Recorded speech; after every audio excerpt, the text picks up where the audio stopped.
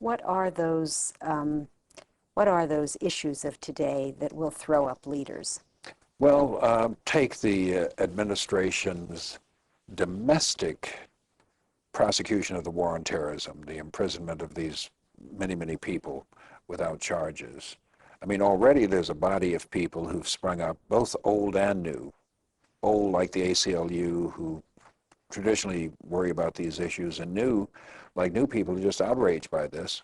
Movements are thrown up. Or take the campaign against sweatshops that manufacture university shop clothing, like UVA t-shirts. I don't know if that's the case here, but students who previously had not been engaged at all in anything, all of a sudden become engaged in this. This strikes them for one reason or another, we don't know why, are outraged by this. They rally together, they form a group, or they create a new group, or they join an existing group, and they take some action. So something commands people to these things sometime too.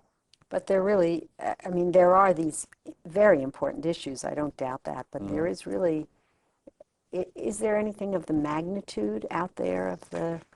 I think there is, but I don't think most people do. I think race is just as big an issue now as then.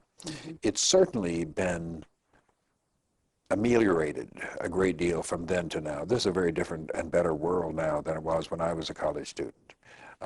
And I can't understand why more people aren't grabbed by this, aren't seized by this, aren't compelled by this. It compels me. I've got to do something about it, and I've found a way to do something about it, and it's not the same thing everybody does. Other people do it their own way, but I'm compelled. I have to do this. Well, you know the subject of leadership at least as well as I do. Is there anything else you would want to add to this discussion that we've had today? One thing, it just strikes me from a conversation I had recently that people keep saying, where are our leaders? Where are our leaders coming from? And I think they're coming. And if you ask me to name the leaders of tomorrow, I know a couple of students here who are bright young people. We're going to hear from them. But I think there are hundreds of thousands of such people scattered throughout the country and the world, in fact, who we're going to hear from them.